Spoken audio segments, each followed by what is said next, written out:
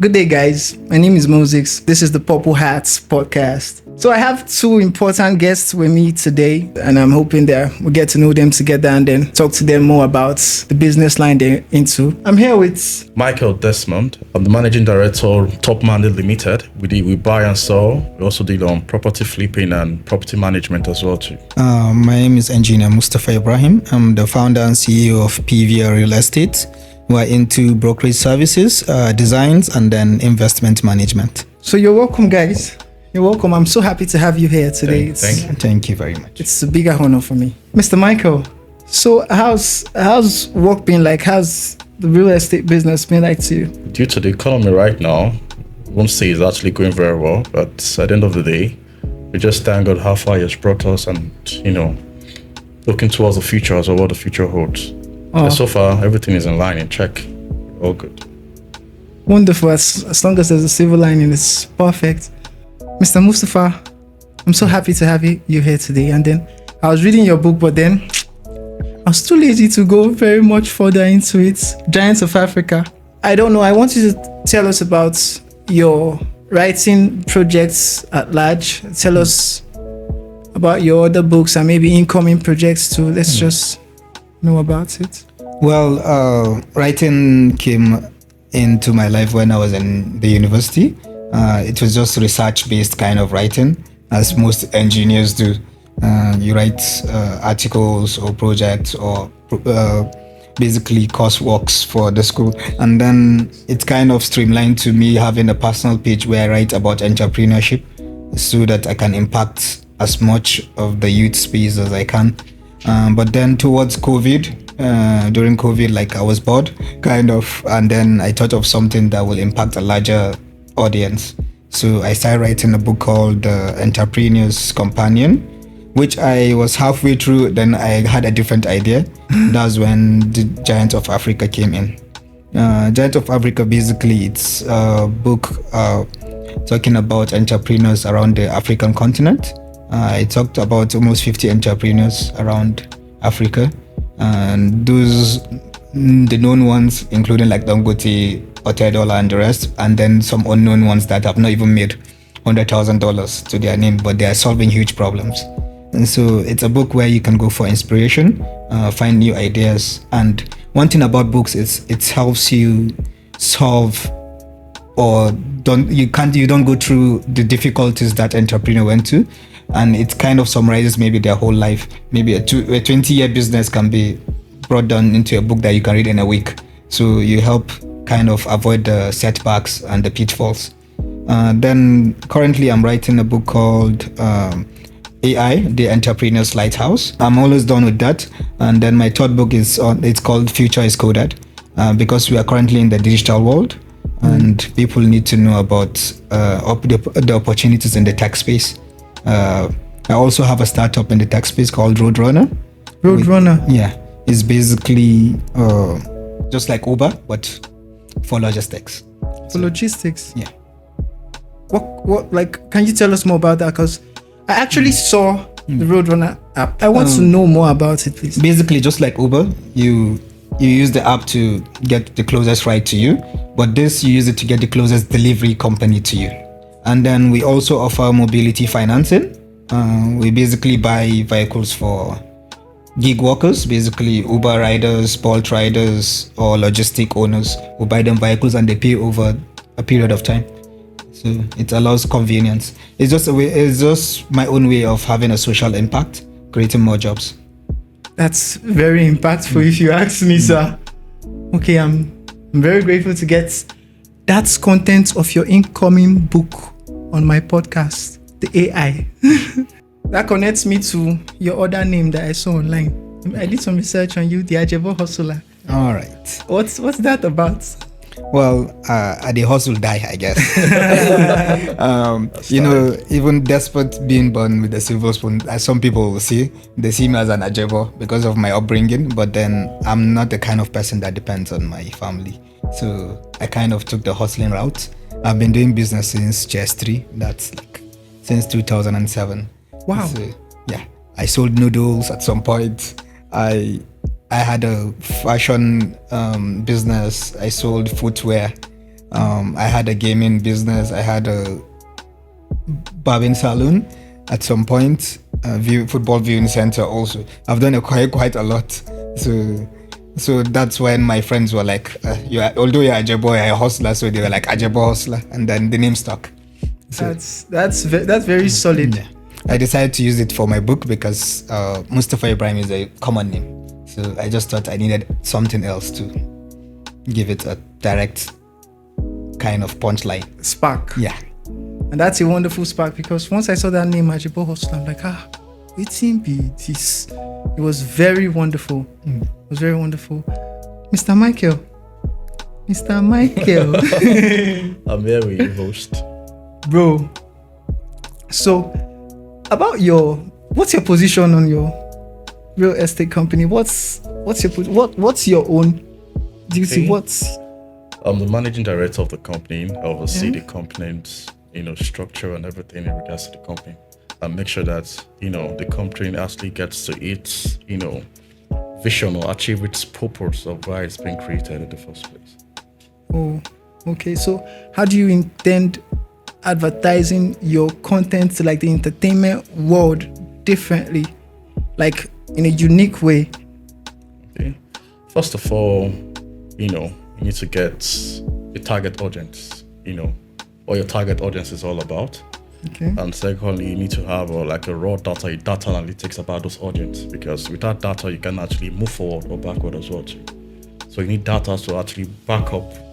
Like data, like you mean like their personal profiles? Yeah, what their they profile. do? No, not really though. Like I said, you have a particular niche of people you want to reach out to in the real estate world. Okay, that's like people you feel can pay. Yeah, so you need the data of them.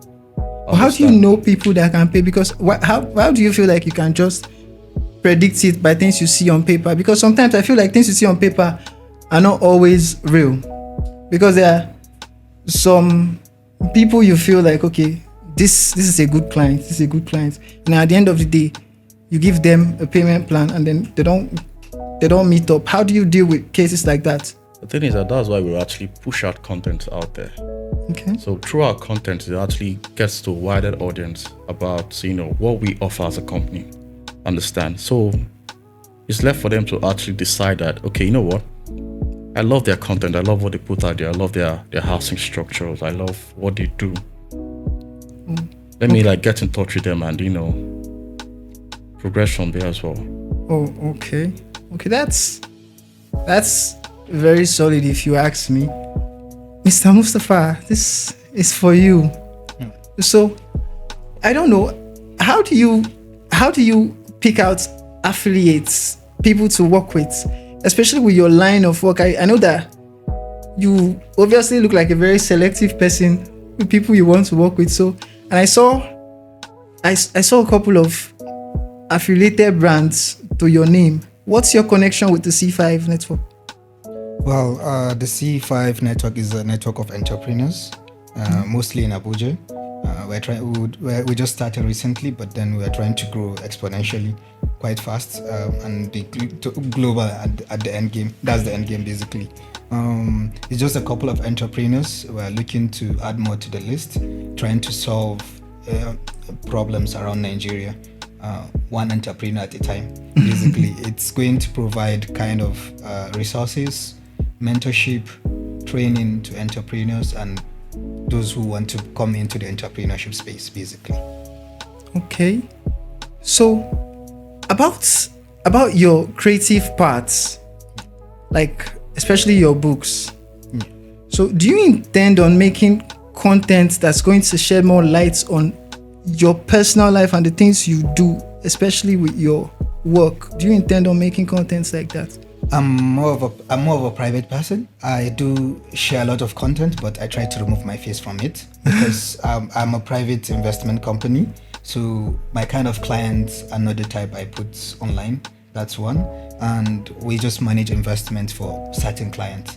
And that's why we don't sell houses. We sell houses through brokerage, but then we build houses that we don't advertise because they are for private clients. Okay, wait, do you do more of building from scratch, or you just like sell? Like, do you have clients that will meet you up for building projects or just to buy houses? With the brokerage, we buy and sell land, houses, whatever within the real estate industry. But with the real estate investment, it just depends on the client. The client tells us it's long-term or short-term goals. If he wants rental equity or he wants long-term investment, short-term investment, we decide which kind of tools to use to improve his portfolio, basically. But personally, which do you prefer? I do a mix of both. You can't put all your eggs in one basket. So I do both, all shortlets, rentals, and then a bit of commercial properties. In Abuja, commercial is the strongest, I guess, if you pick the right area. Yeah, sure. Yeah. Oh, okay. Do you ever consider linking your business with the entertainment sector, especially on very big brands like TV stations and all those? Do you feel the necessity of that, since you say you're a private person? Yeah. So what do you think about those kind of expansions? Sometimes, even though I'm a private person, like I have a huge followership online, that comes with just the content I dish out. Even though I don't put my face, I just...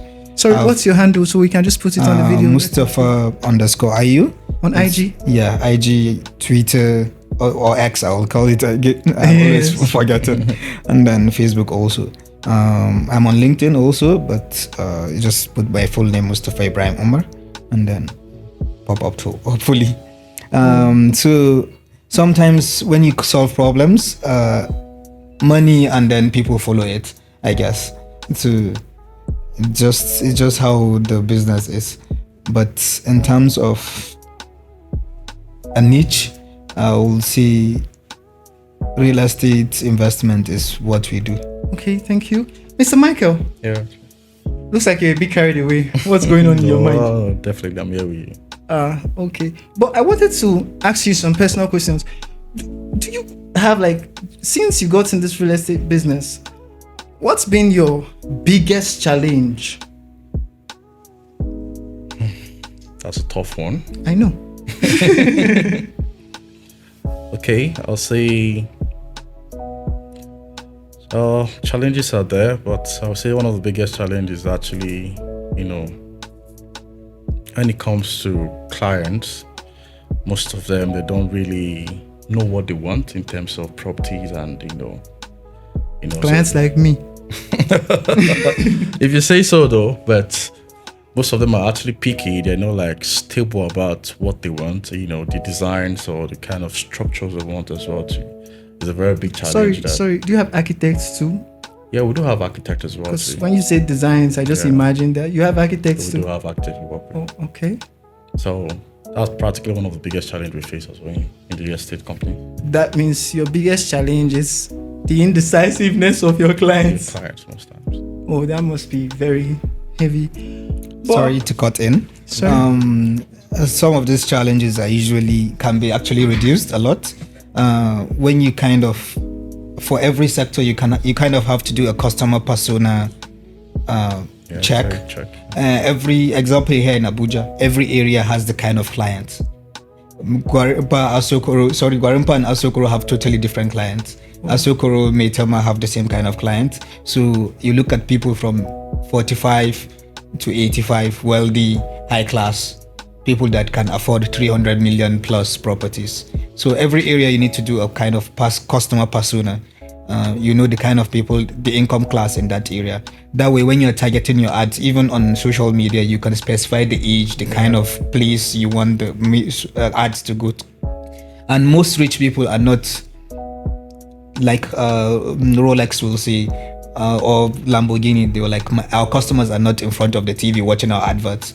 You don't need to. Sometimes social media doesn't even get you those kind of clients. Yeah, true that. So you just need personal networking. That's the most important aspect in real estate. So you need to network a lot, and then you meet those kind of clients, and then you share contact with them, and then maybe sometimes when they need a property, they just contact you. They do kind of they love to window shop to the rich people. They just send out requests, and then you send maybe just hits a nerve, and then they contact you for the property, and they pay very fast. That's one thing about high That's the most important that's one. Yeah. Paying very fast. Someone might not even come. He'll be like, okay, I like this. Okay, where do I pay? And I find it like the low income are the hardest to deal with. Yeah, They will take you to see 50 properties, and then they won't pay for anyone. They won't buy. But then anyway, every sounds business like- has its up and downs. Yeah. But then the experience is what allows you to streamline and reduce the risk. That sounds like a risk that Michael must have been going through a lot. So, sure, definitely. bro, so before we round up, Okay. as we're coming to the end of the podcast right now. So before we round up, I'd want you to tell me any of your incoming projects that you want the public to just know about. Yeah, so starting from Mr. Michael, just Okay, tell me. we're working on a rental shop currently in Lagos towards Lekki Access. We are still on it, but we're not done yet. So it's like more like a plaza. So we're working on it currently, but the project is just halfway, but we're not really done. I believe by second quarter of next year we should round up with it. Oh, that's sounding very solid. Mr. Mustapha, I'll be honored to hear. Well, in terms of Pivea, we have a project called The Noble Fortune, just like the name. It's a way of making money in the noble way without too much greed. It's not high risk, it's medium risk, and it's over 10 years. Over 10 years. Over 10 years, and you're likely to make 250% ROI. Okay. Yeah. That sounds very solid. Yeah. So it's both a commercial and residential project. It's a combination of both. We have flats for residential, we have townhouses and terraces, and then for the commercial aspect, we have office spaces, student housing, which is the new niche now because of the rising number of private universities. Example here in Abuja, Nile and Biz has over 5,000 housing deficit for their students. So you need people to provide those kind of houses. So, and that's where we came in. Even though Nigeria has like a 28 million housing deficit, and we're trying to reduce that number, one house at a time, I guess. One house at a time, one client at a time. Yeah. I'm very happy to get the opportunity to get that exclusive on this podcast. So guys, we're at the end of the podcast, and I'm hoping you enjoyed yourself. See me same time next episode. Thank you guys. Thank you very much for being you. here. You're welcome. I appreciate it. Thank you. You're welcome. Thank you. Looking forward to the next one, hopefully. Yeah. So bless up, Purple Hearts. See you soon.